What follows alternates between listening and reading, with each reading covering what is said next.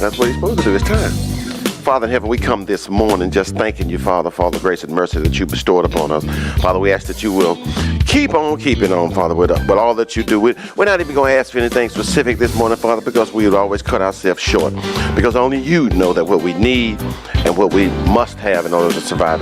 So we just ask that you just continue to bestow your grace and your mercy upon each and every one. Bless the word today and the one that is bringing it. It is in the name of Jesus that we pray. Amen. Amen. Good morning. Good morning. Good morning. Welcome to the Rowlett Friendship Baptist Church. Church for real. I'm Reverend Eric Edison.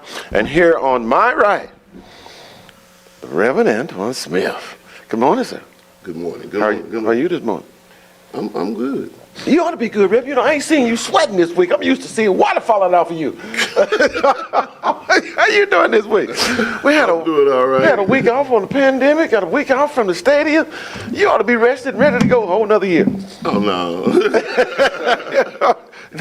Well, it's good to have you back, Rev. You doing all right? Good. Yeah, I'm doing Good. So what did you do? What you mean? What did I do? Oh, this fellow over here came back 2 weeks in a row. I know, man. You had to do something. I didn't do anything, man. I just want to pull from his wisdom. You can tell me. We family. You can tell me. I came back because I was getting complaints. Complaints about not coming back? No, complaints about y'all, so I'm just up here. Oh, you supervisor. Pastor, I'm about to make you assistant. Rob took your job. You doing all right this morning, Rob? I'm doing pretty good, man. How about yourself? I'm doing good. Glad to be here, man. I'm doing good. Glad to be here. That's good. Good to see the missus out this morning. Yeah, I got I'm so glad that she made it this morning. It was just she's blessing me with her presence today, and it was just so great riding in together. I was almost having Robinson withdrawals. I just hadn't seen her. It's weird to look out there and see her. When I was backing in this morning, I got so excited I almost ran over to church. Well, I'll tell you what, she was upset about missing so many Sundays. I know. She just said, I'm just coming today. I'm coming today. She said, I'm making my mind up. I'm coming every first Sunday now. Okay. At least that. Okay, I'm glad she did. Sister Robinson, I can definitely believe that. I'm glad she did. Good morning, Sister Robinson, Deacon Robinson, and welcome. Good to see you. Get her dressed this morning. Wait a minute now. Oh, my goodness. See, you was doing fine. Now you got to go jump up. See, you went too far. Yeah. You went too far. Two people ready, You batting 100, then and slipped down and fell. The ball hit you in the head. Oh, man. Pastor, good morning. Good morning, Edison. How you doing this morning? I'm good. You all right? Oh, I'm good this morning. I noticed you brought the sister, First Lady, with you this morning, too. No, she was here this last. She was here last time? Yeah. Oh, I missed her. together today? Mm-hmm. Is that what you mean? Did they rode? Yeah, they rode together. Yeah. Oh, I was just surprised. I used to see her this But early. as long as she said, sometimes I get here at 7 o'clock in the morning. Oh. She said, if you do that, I ain't going home. Oh, well, I don't blame her there. I don't blame her there. So I have to get y'all something to eat in the morning, all that. So I get myself wind down. Yeah. So I told her I'll just start leaving the house at 7:30. And she said she'll do it. So anyway, I don't want to. Right. So you doing all right? I'm doing good. Good. You have a good week? Doing good. Did he skip that question? He didn't hear me. I think we better skip. I just want to make sure I'm on the same page. Any week that you can still stand after is a good week. Amen. Hey, I agree with that. What the song say? I won't complain. Man. Well, I'm glad to see you too this morning, Pastor. Even though it ain't been as long for you. Everybody, a moment of silence. Oh, well, yeah, moment of silence, please. Boy, I'm glad. I'm glad it ain't me. I did that on purpose because Edison kept talking to me. I was trying to change the subject. Oh, wow. That's beautiful. Wow. Beautiful thing. Okay, good. Okay, well, good morning, Bella. Gentlemen, good morning. Y'all all right? All right, we got a juicy one this morning. Thanks to one of our. Watch your words, man. You better watch. I can't fool with you. You better watch your words, man. I can't fool with you, I never heard you. all this time, huh? Robinson, I ain't never heard him start off a subject like this. Since we've been doing the podcast. Go ahead, man. Let's see. What we talking about today? Smith, it's been a whole year. He ain't never started that way. He never started like that. Oh, wow. Well, I mean, just to touch on last week we talked about living without fear. And I think we covered that pretty good, on the things that we need to do, the actions we need to take to be prepared to live in this sinful world as best we can, fear-free. All right, but this week, got a little bit of different twist on it this week based on one of our viewers and a suggested topic. While we're on the suggested topics, any topics, this is for our viewers. If you have a topic that you think that we need to talk about, or you want to talk about, or you want to express, please send it into eric.edison@rowlettfriendship.org, and we will definitely get to it. Okay, this morning our topic is God's law obeys rules. Now, what you saying, Rick? All right, I'm gonna set this up, and then we're gonna talk about it. Okay? That's what I said now. Okay? Okay. All right. Two girls, two 8-year-old girls, playing in a playground of a Christian school. Christian.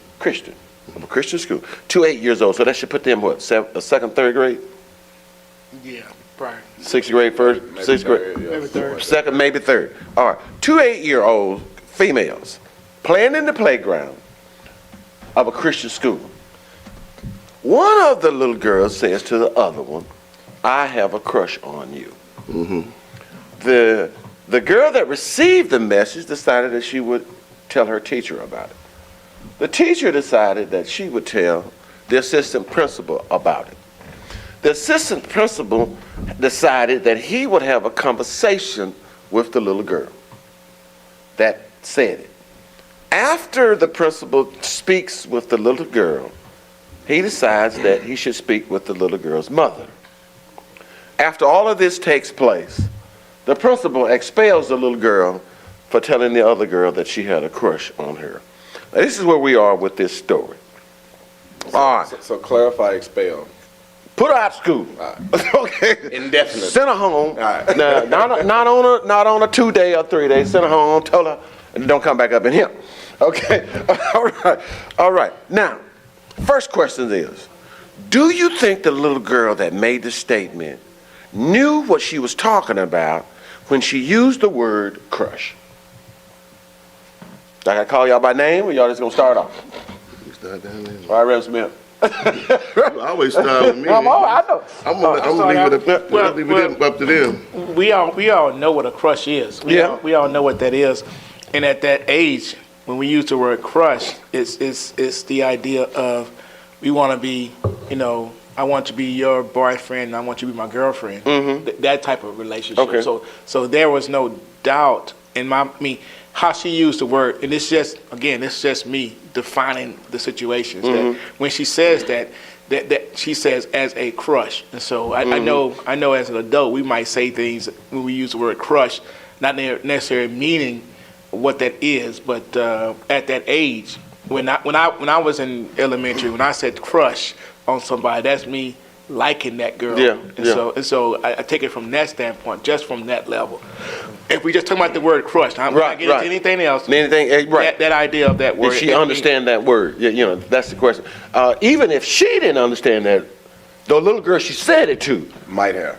no might have to it. You think she? If she didn't understand it, she never would have took it to the teacher. So she understood. Maybe they understood. I had my first girlfriend in 3rd grade. Listen, I think. I didn't hear what you said. You said you had a girlfriend. You had 3rd grade. 3rd grade. I knew what a crush was. But Okay. I think 3 things. I think either 1, she knew exactly what she was saying.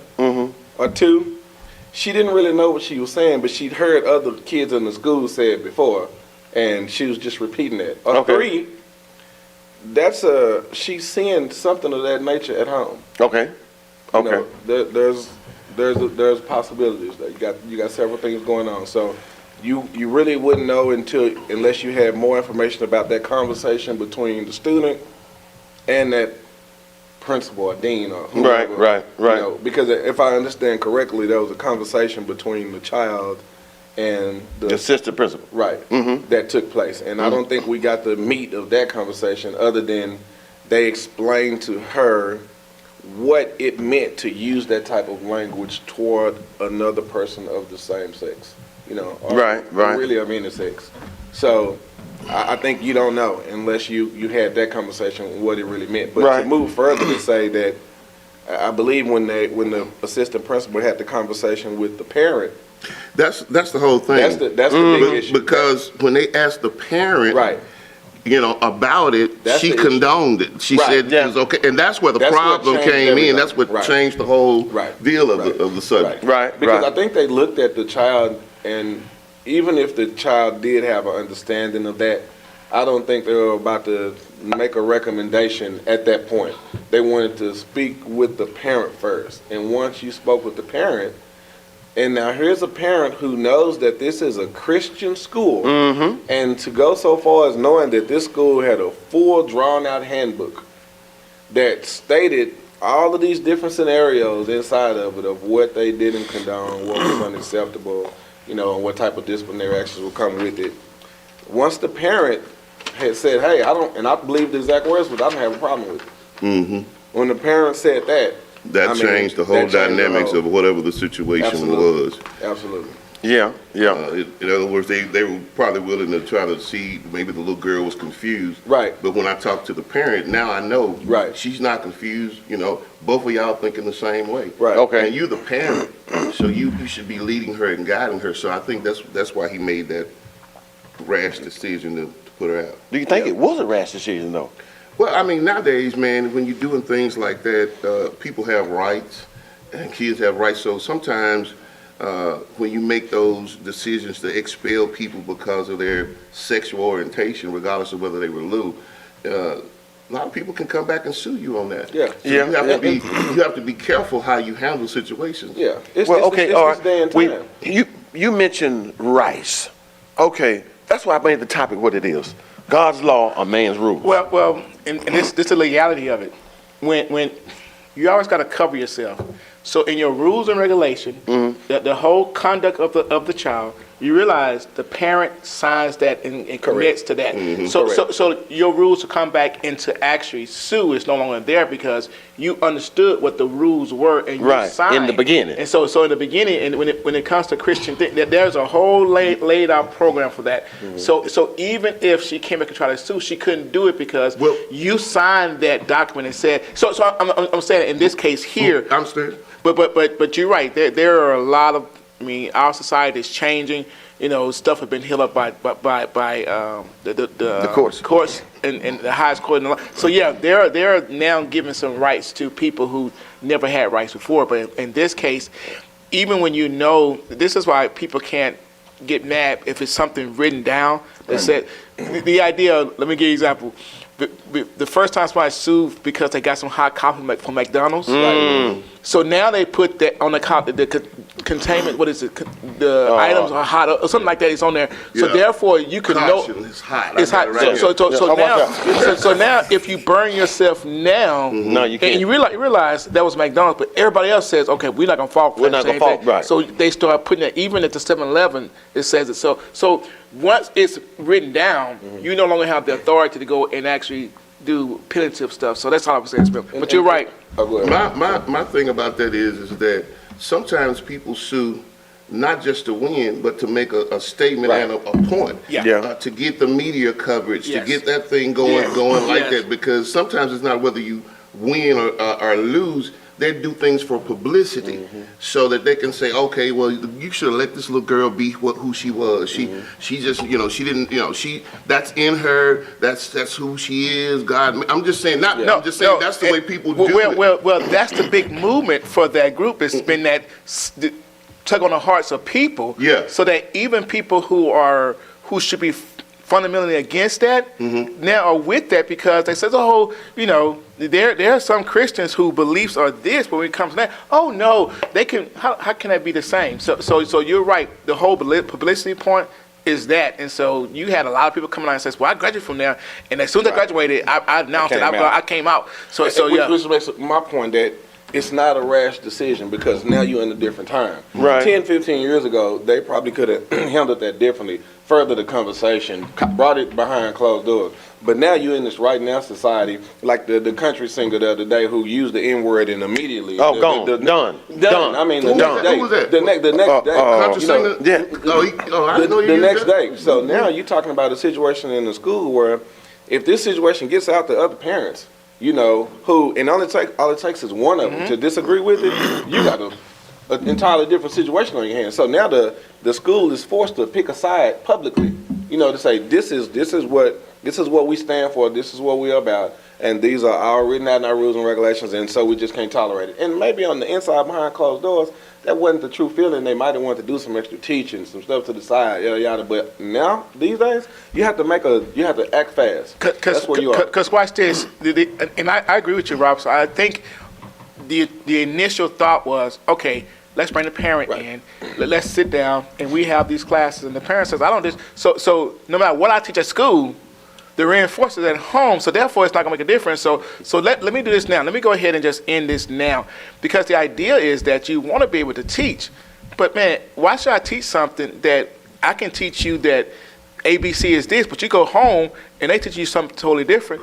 You're never gonna grasp it because you got the fear of the home making a difference in your life, or the freedom of home making a difference in your life. So you had to make a decision that says, no, we can't do this. Now, if the parent came along and says, oh, yeah, I don't agree with this, okay, let's work together to teach the right values. But if the values are being imposed at home, there's no.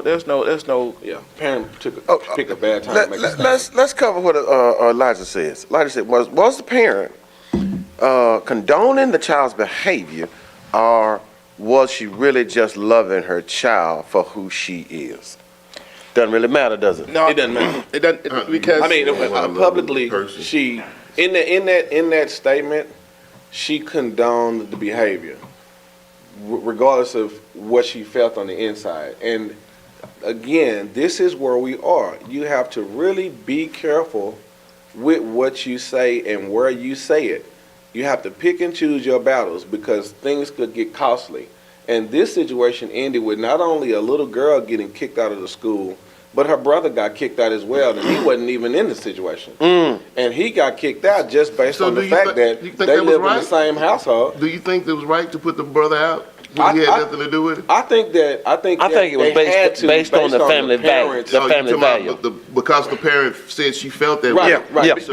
Because I'm going to assume the idea of the school was, if you are condoning this or saying you don't have a problem with it, then maybe you are teaching it at home. And if you are, then this goes against our curriculum of what we teach in the school, and we can't have that conflict of interest, because now where it starts with your daughter, next week it'd be 5 more kids, and then the week after that, and then the week after that, and now we got a crisis on our hands. And that's what has happened to us overall, is that the church, when we let something, and again, Sister Smith asked a great question, that when we start looking at how we balance this out and not be finger pointing, but you got to be able to teach and talk, even in church, when sin is going on. We know we all have baggages, so I can't come here and just say, oh, well, it's okay to shack, it's okay to do those things, it's okay to steal, lie.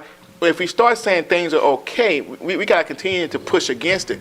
But if I'm pushing against it, that person, Jesus says this, if they're not willing to change, then we got to move on from them, because he says, don't waste your time on people. And Paul says it in his teaching. He says that if I spend a lot of time on a person who will never change, I'm going to miss the opportunity to teach a person who will change. Yeah. And so it's not necessarily pointing the finger and all that, but there comes a reality that says that no matter what I do in this person's life, I can only plant the seed. Somebody else has come along and water, and life experiences changes her. And so we can't spend a lot of time trying to focus on just one thing. We can't keep beating our head up against the prick. So yeah, this is what Christianity, we can never say, well, we accept them for who they are, and this is where we're going to go. But no, we always teach. And if we're teaching a person who's not willing to ever change, then you're wasting a lot of time and resources on a person who never changed. And so, man, this Christian walk, who we are, is very difficult, because a lot of churches have given up and say, well, that's just who they're going to be, so let's just accept them all. Let's accept everybody who they are. There's an acceptance, but there's also a conversion to the acceptance. We accept everything, but there should be some evidence of you going better.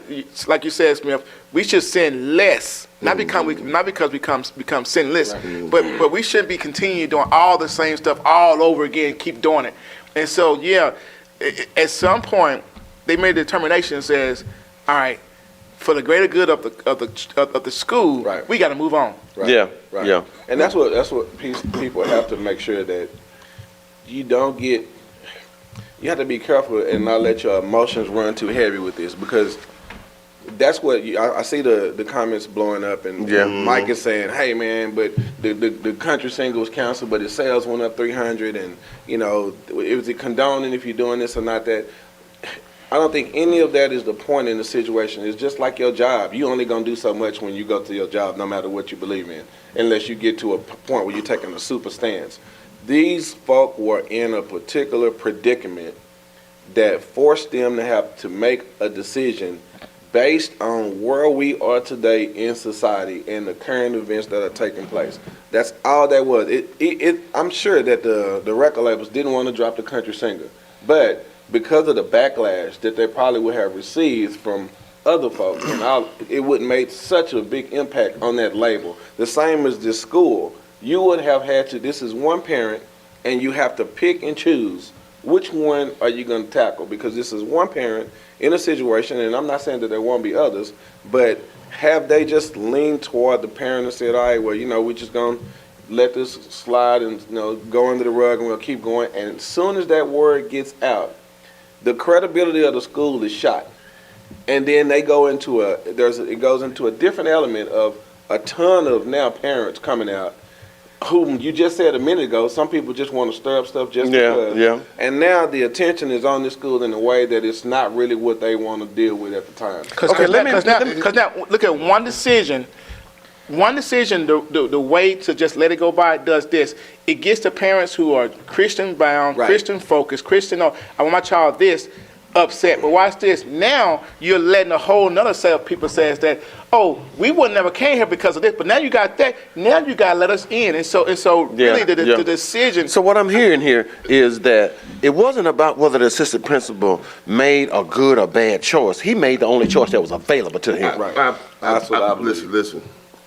I think we're talking about Christians here. It's a Christian school, right? So I would be interested to know, did he just have this one conversation with her and make a decision? Or should he have said, hold on, ma'am, can we have a conference? Can you come out here with me and talk to her and see whether she really was confused or whether she's getting confused with something? It's one time. Yeah. And that's what I'm saying. Like, call her in, and let's talk to her. Well, from just reading the context of it, she wasn't changing her stance. Right. Mom was. So you get to the point where I can have 8 conferences, but if you're not changing your stance, I have just wasted 8 hours of time on something that I cannot do. Right. And so this is the piece where I'm telling you, man, this is where our society is that reason why we have lost those values is because we became more emotional than spiritual. Our emotion tells us that, hey, we got to do this, but spirituality, man, look at some of the things that Christ deemed us to do and how hard he was about that. He wasn't caring about embarrassing the Pharisees and Sadducees in public. He wanted them to understand, all who follow me, you got to follow me for this reason. And even when you realize half the people that was following Jesus for the first half of the year walked away and went back home, and then the ones that stayed with him were still shaking about staying with him. And he says that. He says, this is not for everybody to do. And what he's trying to say is that this is more than an emotional walk. And his idea is that in our society, man, there are some cases where we've become very emotional, but I still take the stand. I mean, if all these things are going on, and this is where parenting comes and says, well, it's okay. Before it was their child, they was against it, but now it's my child. Oh, I'm gonna let them know. We have to teach them values that line up with who we are as Christians. Pastor, I'm glad you said that, and I like Sister Smith's comment. How do we love our children? Knowing the lifestyle that they live. Well, A lot of us are afraid, or we just don't want to let people know. But I have this situation in my family. Close. I have a daughter. I have a nephew. I have a niece that are gay. Is that the word? I thought we all did. Okay, I mean, yeah. Okay, but it's just a conversation that we don't talk about. And since Sister Smith put that comment up there, I wanted to address it. Yes, I have a daughter that's gay. I have a nephew that's gay. I have a niece that's gay. But they all know where I stand. They all know that I firmly say what you are doing is wrong. But you're grown. You do whatever you want to. You do your own grown thing. But don't bring that mess in my face. That they know that's where I stand. So, do I get uninvited from things? No, I don't. But love, we don't ever stop loving the person. Right. Christ tells us this. Christ went and sat with and ate with the degenerates of his society. He went there, and the Pharisees was mad. Why are you going there? He says, I love them like I love everybody else. Yeah. But I'm trying to get them to do better. So we don't ever, this idea that I gotta stop loving somebody. No, it's in my family. I got friends, but they know where I stand, and they know that what I tell them, this is wrong. And he took that opportunity. I want you to come back in on that, but I want to say, speaking to the point, he also took that opportunity that when he sat in the middle of that company, he ministered to them. Yes. Yeah. He ministered to them about, some of the things that were going on in general. And he talked about it, and he told them the right ways of thinking. He kept that opportunity to stay in the middle of the fire and just keep preaching. And I think that you don't shun away from it, because you're going to keep loving them. You don't shun away from it, but to make your stance clear, you can use that as an opportunity to keep trying to minister. Yes. Whether you get through or not. That's exactly what I was saying about calling in. I don't know whether it was the one. That's why I said I'd like to see, was it that one time or did he? Because I know, like, sometimes people will say things and then an hour or two later, think about what they said and change. But if she was, just head bent on doing that, then I can understand why he could take a stand. But it's still we're talking about it now, so it's still got publicity. I would say from a standpoint is that if you took the sum of who I was or who I am, you'd have threw me away at the ages 18 through 22. If you saw who I was then, that person, but people kept ministering into my life. My dad, I had this idea for a whole year. I wasn't around my family at all. I said, I ain't going home. I ain't talking to George. I ain't talking to nobody. For a whole year, I'm just away from everybody because I'm wild and I'm in D.C. So if you take that person, so this is why I say that my grandma never gave up on me. Yeah. My family never gave up on me. We never give up on people because we keep on praying. We keep on talking. So every time they come around here, they know I don't accept those things, but I don't avoid them. Right. When my cousin and I all drunk and sloppy, he told me one day, he says, man, I appreciate you because you never stop coming around. You always come play dominoes. You always do this. You never belittle us in the midst of all that. Because why? I'm letting my light so shine in the midst of your sinful nature because we all are sin. Yeah. The moment we think that we're not sin is when we come above Jesus. And so the delicacy says that, your kids gonna always tell you me, even if they straight as I don't know what, and you don't agree with something, they gonna say, well, you ain't love me. Yeah. All kids. You can raise the best kid in America, and they gonna still say at some point, I felt like, what?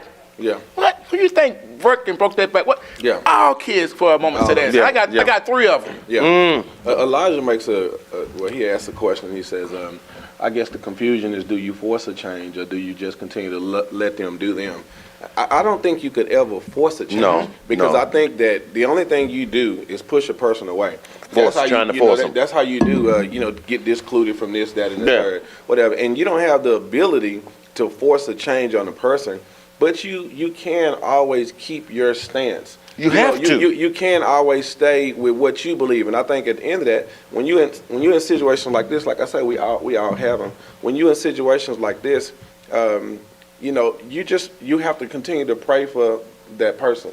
You know what I mean? You have to continue to pray for that situation. As I would hope that in my sins, there are people praying for me.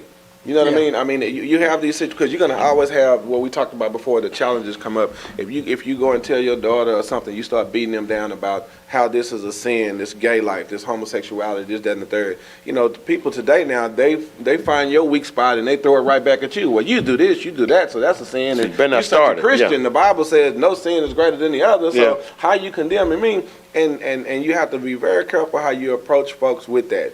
But I think if you just keep, at some point you got to let God do the work. Yeah, we always take it up on ourselves to try to do it all ourselves, you know, and especially when we done entered our time of conversion, you know, where we done crossed over. Yeah, but you got to let God do the work.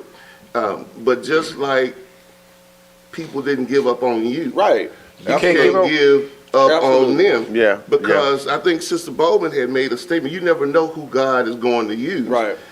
She may be the little girl that turns into the next great missionary. You never know what's going on, and so there has to be some follow up and some ministry done to that family, because if you give up on them, you never know which way that they're going to go. Two things. We keep saying the word give up. You never give up on somebody, but you cannot keep that going in your.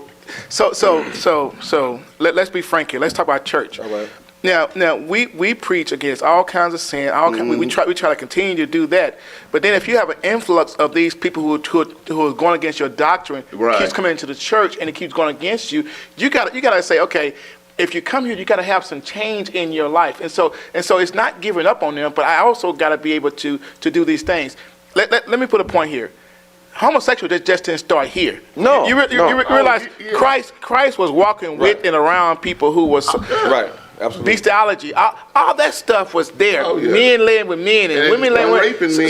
So when I say we had this idea that everybody was this, when Jesus was walking into the slum areas and in the poor areas and in the red districts, it says that Jesus went into the worst of worst. Right. We always think about the physically sick people. No, these were the emotionally sick, the sexually sick. Jesus, and it says that he healed everybody. And so the idea says that there is nothing that we come against that Jesus can't fix.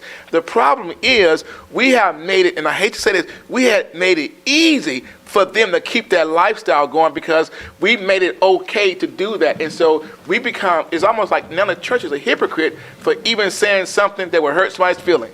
And that's what it's all about, that when we start preaching that, you know, all these things, and I try not to, and if I ever get to the point where I'm just preaching one sin, y'all catch me, because we all sin. There's all sins. And we all struggle with something. And so the idea is that we never cast anybody away. Right. But Jesus says we also can't keep that same company because it distorts our testimony. That if I say this, but in my congregation I have all these things that are going contrary to that everybody in my congregation are shacking, and everybody knows that, and they call that the shacking church, then my testimony as a church is ruined. So it's not that we cast people away, but there has to be something that we do to change. Because you wouldn't want this. You would want Alton at 20 being your pastor. I get it. Because he was cussing, drinking, and doing stuff that biblically was not sound. Right. At all. We all None had of that. And if I have, you ain't never. I ain't even gonna say no comment because I don't. No, I'm trying to say that we all have a piece of our life that I take even though God was working on me, God cannot use me then because I wasn't that same person. I wasn't reading no Bible. I wasn't praying it. So what I'm trying to say is that nobody ever cast me away, but some things God got to work on. And if I make it easy for you to do it, you're gonna keep doing it. If I says, well, you don't have to go to school, and I don't make you go to school, you're never gonna go to school. Right. Because I just made it easy for you not to do something. Yeah. So as Christians, Okay. I wanna do this. That's pretty Now we all, you know, got our opinion on how this situation should have went, could have went, ought to have went. All right, let's make it personal. Let's make this personal. You, the assistant principal, how would you have handled it? I would do what Smith said. I would do what Smith said. I would try to have conversations, because to me, there's always a teaching moment, a teaching opportunity. Some kind of dialogue. Even from the standpoint teaching the parent. Yeah. But if the parent is so hell bent on not doing it, and we do have parents like that, and I ain't talking about in the world, I'm talking about in the church, who would say that, no, I'm a Christian, I come here and this is what I believe in. It's totally not even biblical. So I would do the same things, but I would try to have the conversation. But at some point, the reality is that there's no bending.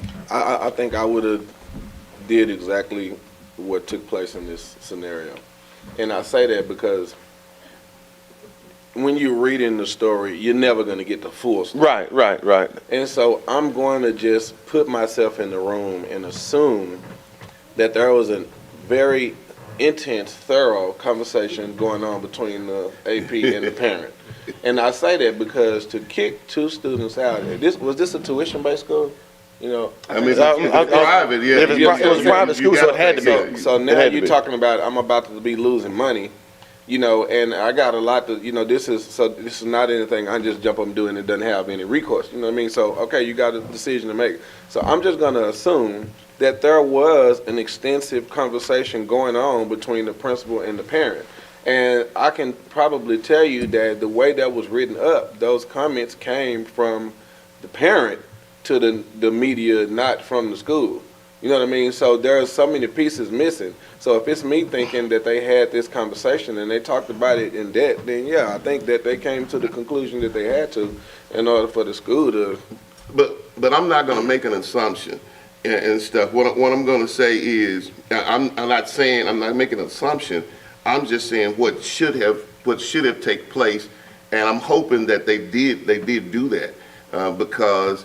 Like I say, some people do things not to win, but just to get the publicity. Right. Now everybody's looking at the school. I know some people started trying to look up what's the name of the school and what state it was in and what you gonna do about that, because you're gonna always have different people on. So you're saying the school could have been trying to get publicity? No, I'm not saying the school. I'm talking about the lady, okay. The parent. See, because the parent by doing that, she gets publicity. You never know what's happening. She may get on CNN. She may get on. She might even make money. But it could have went both ways though. The school could have been getting publicity. That's not the way the world works. Because we're now not us, but the world now condones that.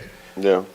They even made it so on your insurance, you Oh. can put a man on there or a woman and say, this is my significant other, and you have to cover them with their insurance. They still have that doing. So the world is on both sides. So I don't think, a lot of times, the world goes with what's bad rather than what's good.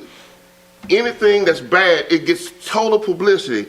But they're not going to stand up and say, they school made us stand for them. They Christian school, they stood for them. They do. The world going to say, well, let the little girl be her. I'm not saying No, yes, you. I'm not saying us. I'm saying some people in the world. I'm gonna tell you that some of those people who are saying let the girl in are Christian. Oh yeah. The Western guy, country guy who came out and say he was gay this last week.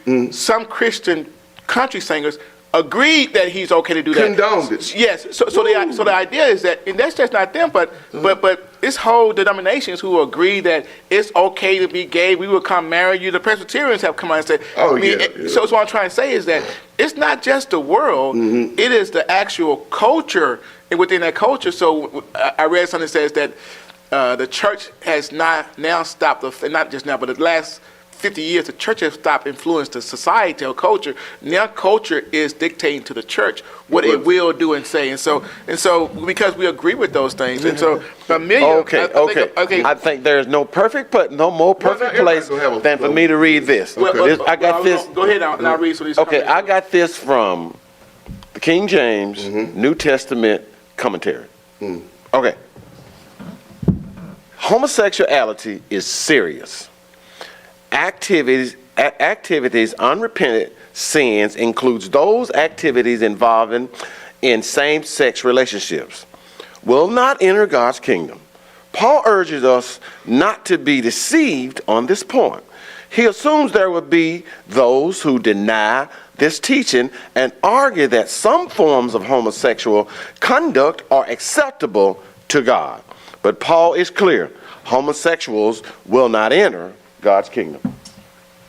And that's Romans first chapter. It's in Romans, yeah. It's Romans first chapter, and he talks about all these sins, and be careful what he says at the end. He says, and those who don't say anything against them are just as vulnerable. I'm quoting. I got to go back and read it, but at the end of it, he says, for those who agree with this, are just as guilty. If you continue, if you condone it, yes, then you. This is found in Romans 1, 18 through 32. I knew it's Romans 8, because we've actually in seminary actually discussed that. That says that the ending of that, and so here's my thing, because some of the questions coming out and says Elijah asked a question, Sister Smith says a question. So when we look at this, love through sin, without condoning and accepting anything new. People are chasing money, Michael says. But isn't there a huge difference between committing a sin and living in a sin? That was Elijah. Elijah said, yes, we all sin, but we don't live in that sin. And finally, Amelia Jones says, so if little girl came to you as the parent before telling the other girl she had a crush and confessed these feelings to you, what is your response? And this is what I do, because it's biblically teaching. It says that those things are not forgotten. You go back to Leviticus, and you walk through Leviticus, then you go to Romans, you walk through Romans, and you back up to Christ and what Christ says. It says that because this reason he came for us to overcome those things, and so this is not. That's it. That's the piece right there. That you that whole comment, and I know the folks are flooding in, and it's all about the teaching. You gave a response that you could give with what you just read, but you have to be careful again, because you have folk who are just they're doing what these old school preachers used to do. Well, really, some of them right now, they pick the pieces out the Bible that they want you to follow, and they only preach that and nothing else. Because if you're talking about that same subject, and then you're in Corinthians, when Corinthians speaks on that same piece, just a little bit further, they start talking about all the other stuff that everybody else is doing. We have to make something real clear here. We are talking about practicing homosexuality. Right. Because if you go off the premise of once saved, always saved. If they come and give their life to Christ, once they do that, once saved, always saved, they go into heaven. That's just as like a homemonger. Once he comes up, you're going right where I want you to go. And he gives his life to Christ. So we got to make sure it's practicing. Like not trying to check. Be sure we because I'm thinking like some people that's looking at this, and that would be my question. And let's answer that. But let me clear it up. Let me clear this up, Pastor, before you go. Go ahead. Okay, if you want to know what the Bible thinks, go to, and repost these two. If you care. If you care. You really just want to see what the If you really want to know what God says. Cut and dry. That's what, all the comments, nobody wants you to be cut and dry like the Lord is. Exactly. God is cut and dry. Okay, all right. These are the cut and dry versions of the Bible. It starts in Genesis. Genesis chapter 19, 1 through 25. Now, if you're not real serious that you want to know the truth, don't go to Leviticus. Leviticus chapter 18, if you don't really want to know, don't go there, because not only does Leviticus cover homosexuality, it covers it all. All of the rest of it. Everything else that goes in. Your fornication, you're stealing, you're lying. Don't matter. Listen, this is the question. If I'm a homemonger. Don't go to Leviticus. And I ain't talking about Leviticus. I might not know nothing about Leviticus. I'm coming to the church. Okay. So I'm a homemonger. I come up, give my life to Christ. Sure. All right. So time for a second. I'm gonna let you finish, Smith. Saying it out loud because you want to give the impression of something. Be careful, because I can't tell what a man's heart is. So I can't say because you came down. And I say it all the time. Believe in your heart and confess with your mouth that the Lord has saved, but you got to do that. And so we just can't say because you said these words, you'll be saved. You got to be careful that you really mean what you say. Go ahead. But I'm saying they really meant, they really meant what they said and stuff. You can't say that they're not, if you practice once saved, always saved. When they come down and give their life and they really mean it, that does it. Am I not right about that? Are y'all saying No. Oh, you're right. You're right about that. Wait. But So we're talking about practicing. You saying, and they continue to practice it after that? No, I'm Okay. just saying Okay. you got to make a distinction Yeah. between continuing in sin Okay. or somebody coming up and giving their life and want to change. Okay. That's just like a That's- homeowner. He that's- may yeah. come up and give his life. He really mean yeah. it. And he slips back into it. God, and he's trying to work through it. Yeah, Same that's- with the homosexuality. that's different. So you have to make sure that because some people are thinking that in my head. Okay. No. Let me give all of these scriptures, That's y'all. innocent. Let me give all these scriptures. Genesis 19, 1 through 25. Leviticus chapter 18, the whole chapter. Jude chapter 1.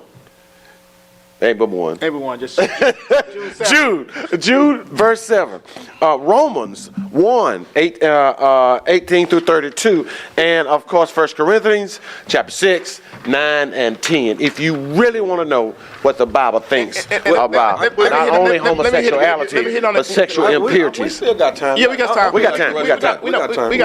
We got time. All I want to say is, because you hit on the spiel, we gotta understand that we are all practicing Christian. Yeah. Correct.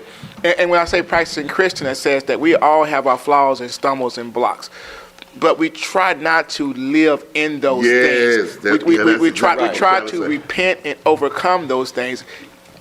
Bible says when you do it, immediately repent from it, so that you might not find yourself continuing. That's your sermons are pressing toward the mark. Yes. Continue. So it's a continuation. And so, but if I never intend to come out of that, and I just want to put a show on to fake God out, then that's what I would say. You're right. If I'm just, well, he says if I confess to him, Jesus died on the cross, but in my mind, I'm still whoring, I'm still lying. Right. My intent never changes. Right. That's why the heart is important, because I can verbally. Have you ever said something but you knew you weren't going to do it? Oh, yeah. Your wife said, "You go ahead and paint that." Yeah, and your mind, good. Well, I ain't painting that. I ain't have no plans on doing that no time soon. So the heart. Gonna hire somebody later. I ain't gonna never do it. I ain't gonna ever do it. Yeah. Work, man. But right. So the verbal part is one thing, but the intent is the most powerful piece we have. Is that I intend to do it. My heart should do it. And if I fall short, but I can still continue to do it. So, and the good piece about that is only God knows the true intent. It's not you'll have folk all the time who try to look at your life, read your life along the way after you done came up and confessed something and asked for forgiveness, and they try to determine for themselves if you walk in the right path or if you still doing this intentionally. And a lot of folk try to play God. And it's going to always be unsuccessful. Only God knows what their true intent is, what your heart is, and He is the one that sees all. So at the end of the day, that's one of the main messages to get across when you're talking to folk who are looking for redemption. You tell them, hey, this is sure you can come into this place, sure you can confess, sure you can say this, that, and the third. But just remember, when you leave my sight, you never leave His presence. Right, and that is who you need to have forefront in your mind. And this comes back to teaching. It comes back to teaching, because when we throw a lot of scriptures out, we assume that the person that's coming in has a Bible, knows a Bible. This may be somebody that came in and the word touched their heart, and they said, "Man, I know I'm doing wrong," and they really mean it, and they come up and give their life. There has to be some teaching on that, because I can't just throw a bunch of scriptures to him. I have to talk to him and I have to work with him so they'll know. Not just homosexuality. I'm talking about anybody that comes to the church, because sometimes we don't know. And it's like you said, God only knows the heart. Right. But this is where I fault us as Christians, because we'll back away because our life isn't perfect. But your life was never intended to be perfect. So how can I call somebody else out when I know I got my? Because as soon as I call somebody else out, they can be like, "Well, yes, sir, I do. I understand. I got a plank in my eye that I'm working on. Believe me, I'm praying about it. Would you help me pray about that? But I'm also have to let you know that there's a better way to live, because the same person who's redeeming me can redeem you. And I think that's the battle, because we as Christians know that we are flawed, and we talk to people who are flawed. The idea is that only Jesus was an unflawed person talking to flawed people. The people who He chose, the 12 He chose, were all jacked up. You made a comment earlier. You said, you can love a person through their sin, but at some point you have to, for lack of better words, cut yourself out from it. And I know that people are, and I saw a couple comments come through. Folk are trying to figure out, how do you get to that timeline? How do you know when that is? You know, when you are to a point to where there's just such a sin that's going on that is continuous, and you know that it's not right. How do you know when the separation time is? When I say separate, now watch this. Watch this. Yeah. I have a person, been knowing that person for about 18 years, and so they are a practicing homosexual, and so I spend time trying to talk to them, walk them through it, and all those things. And so the time spent, because I kept, and this is the sad thing about it is, they are a practicing homosexual. They love practicing homosexual, and they sing in the choir with a bunch of other homosexuals. No, my goodness. I saw that. I'm sorry. No, I don't want to laugh. I saw that. It's almost like a full choir. It is a full choir. Yeah, look, it's a whole church. It's a whole church. It's a whole church. So why? Yes. So Pastor too. So watch this. So watch this. As I'm talking to that person, I'm trying to minister to that person. The time I spent in ministering to them one-on-one became little and little. And then I will just, every time they needed something, they can text me, they can call me, and I'm right there, hey, encouraging them. They were sick, I'm praying for them and things. And every time they had crisis in their life, I was there to kind of help them out. So I still love them. I never cast them away, but that contact of spending that much time and resource on a person who I can't even preach against it, because the more I preach against it, the environment they're in the Christian stand is saying it's okay to do that. So at some point, when I say distance myself, I don't spend a lot of time into that. Look at this comment saying, how do you cut off Oh, your child. your child? Oh. Okay, let me. Let me define. Let me define cut off. Smith, you can have it. When I say cut off, I mean I am not spending time with that person we not hanging out all the time. We're not doing those times. So when I say cut off, I never completely cut them off and discard and ignore their calls. I just don't have that time. So go ahead, Smith. Okay. When I've been at this point before, Yes. y'all say you didn't want to see you when you was 20. I was out there. I was out there. I'm talking about I was out there. I had stopped playing. You was practicing? I had stopped going to church. I had stopped. I ain't talking about the homosexuality thing. Yes, go, but I'm talking about. Yes, go, Smith. I didn't say that. I didn't say nothing. Smith, go. Put on his lipstick. When I get my makeup done in the morning, I had to get Put my on his makeup. lipstick. I didn't say nothing to him. He said, I had to get "Come my on, facial." Jim." Oh, wow. But anyway, this is what happened. I found myself, in a situation that was really, really detrimental. And so I went, got me, I was in a place, and so I called my mama. Mm-hmm. And so this is what my mama said to me. She said, listen, I've done all that I can do for you right now. She says, so what I'm going to do is I'm going to turn you over into the hands of the Lord. Yeah.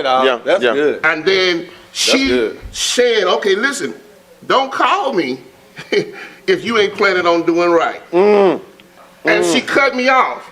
That's good. When she cut me off, I was relying on her as my source. Right. But when she cut me off, I had to remember all of the things that I learned when I was a kid. That's good. Learning to Well, lead. 5 years, you can't cut a 5 year But off. I'm not talking about that. I'm saying, how do you cut your child off? I'm saying that's what happened to me. Yes, that's But you're saying in due time. I'm just saying, no, man, when she did that, man, I had no other source Right. but God. And it worked. Now, I have you gotta to take address another this. situation. I have to address this because I have lived this situation. And then I got a question. Okay, all right, I have lived this situation. How do you cut your child off? You never cut your child off. You cut your child's activity off with you. Like, now, I made it very clear to my child, and my child understands this, and she respects where I am with this. I tell her, do not bring that in front of me, because when you know me, you know that once the seal blows, it blows. So she can't bring her girlfriend up here? No. Do not bring your girlfriend in front of me because I'm going to tell you and your girlfriend exactly how I feel. Hold on, preacher. I'm sorry. You got. What about your opportunity to minister to her? Well, I don't need to minister to her girlfriend. I minister to her. That's another preacher's job. That's another preacher's job. I ain't the only preacher in the world. Smith, don't do him like that. I'm just being honest. I'm going to be honest. I'm going to be honest. All you got to do right now is say, I'm still pressing toward the mark. That's all you got to do. I thought y'all already knew I was pressing. Okay. No, I put him out. Get out. No. Give me 1 minute. Okay. And I need one. Let me give you 1 minute to address this. You are your child's teacher. Yes. Until they turn 18, what you put in them should come out of them. Right. And so we are to train up a child that's where they should go. And so if I have this boy that's twitching or this girl who's, I got to continue to impart biblical teaching. I can't beat it out them. I have to, hey, this is what I expect of you. These are the things. And you train up. That word train means we got to put them in a rigor to make them understand what it is to do this. And so, but still, remember, we're fighting against society. We fight against society. Society, we are products of our society. No matter what our parents told us, we still lean on what we learned in the hood, in the streets, and we still did. So realize you're doing that. But the idea is, I got to keep putting it. And my grandma told me, she said, when I did that whole 1 year, she says, no, I did this. I turned you over to God. And from that point on, when you decided, I thought you had lost your mind. And I saw her, she says, I'll put you in the hands of God. And I turned you over to God. I had folk praying for you and doing these things. I didn't even talk to my dad for almost 13 months after that. And so he said the same thing. He says, I knew what you was going through, so I understood the source that you needed. And so the idea is that they had trained me in such a way that regardless of what life had brought to me, I understood what to go to. So at a 5-year-old or 8-year-old, it's not their responsibility to understand what they got to do. At that point. We got to, too many times, I want to be your friend. You can do what you want to do. And we ruin children, and then we get mad when they get to age and can't handle nothing. So Smith, go ahead. The comment from Sister Chandler says on your topic, God's law versus man law, says people say Christians shouldn't divorce and remarry. If your prior spouse is living, you have to stay single until their death. No, and if you do that's not true. You're living in sin. That's not true. And which I guess that's speaking on adultery and says adultery would not go to heaven. Let me say this. And if we go over, y'all just excuse us because it's a deep topic. The Bible lays out in Old Testament that because of the hardness of your heart, God allowed Moses to have a decree for divorce. The Pharisees, in their wisdom, try to catch Christ in the midst of this. And Christ says this, he says that, yes, because of this, you're allowed to have divorce. And it was like, but if you do it, and Christ laid down these things. It says that if a man lays with a man or he lays with an animal, he does this, he lays down 4 things for these purposes, you can get a divorce. And then Paul later on came and says that I lay down an additional one. It says that if you are married to a unbeliever, a non-believer, unequally yoked, now you could stay, but you have the ability to leave that. And he lays down these things, and it says this, that if you divorce for a legitimate reason and remarry again, that marriage is legitimate.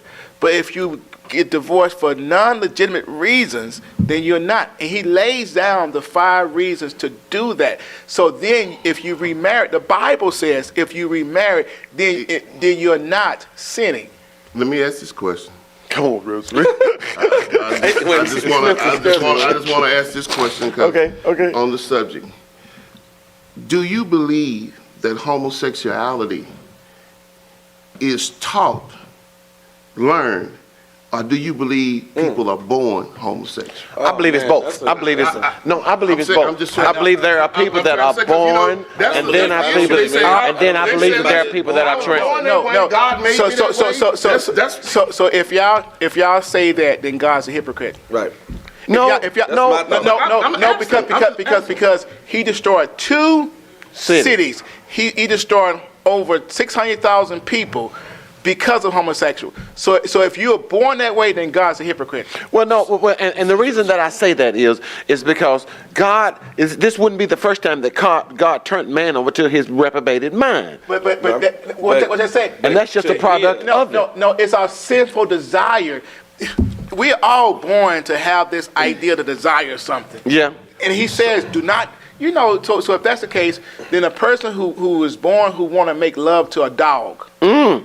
Well, I don't. So what you say? His tail beautiful? I don't know. No. So what we're saying? So now what we're saying is these people are born, and that's why I can't say that the desires of the heart are built in as we grow up. As we grow. So the idea of our choices is not a boring thing. So homosexuality is a choice. That's what you're saying is a choice. See, it's not even taught.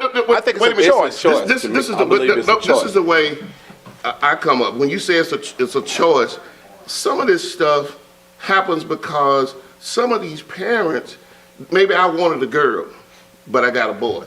No, I get what you're saying. So I let them play with Barbie, and I've seen it happen. When we were growing up, my cousins and them used to come down, and there was a lot of girls, and there was another boy there. So he would pick up like the doll and stuff.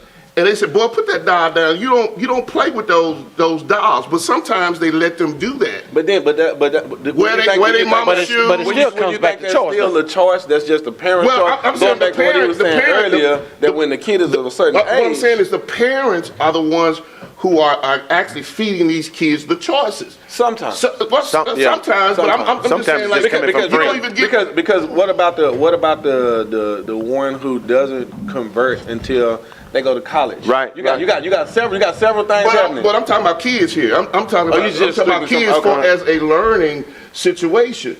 Because if you let them do a lot of things, they learn from you. Well, I mean, y'all never know. The mama might be gay in this If you teach a kid the alphabet, What a topic! What a topic!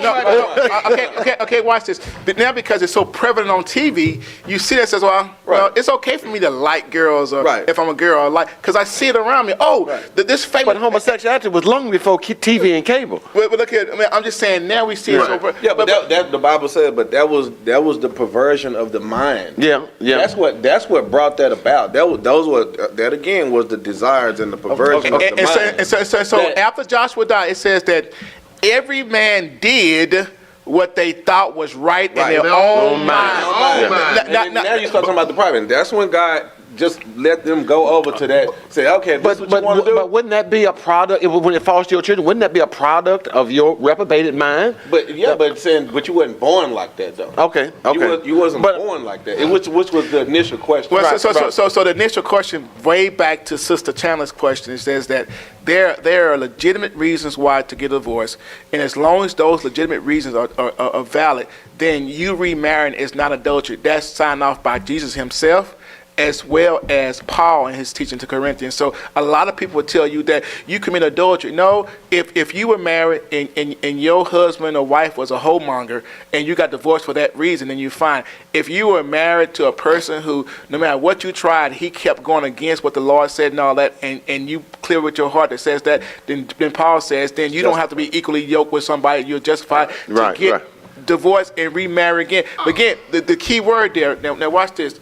I want to leave with this. He says to be remarried in God. So your first marriage you went through, you might have something, but make sure you do it again, that God signs off. I like this idea, that God signed off on your next marriage. Yeah. And then when God truly signed off on your next marriage, you better make sure that him and her sign off on God too, because if that don't work, then gentlemen, I have got to shut this down. I knew this was going to be a hard topic to stop. I knew it was, but it was a great topic. But we have got to shut this down. We are way over time. I apologize. We didn't DJ because we didn't hear the music. If we heard the music, we would have been there. If we need to come back next week and revisit this, then we would do that.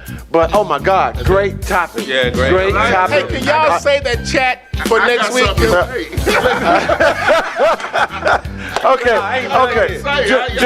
all right. Please join us again in 30 minutes or 25 minutes now for our in-person or online Thanks for all the comments. Sunday service. Thank you, viewers, for all your comments. Or if you think this week was good, you come back next week when we talk about separation anxiety. God bless you. God keep you. And we will see you next week.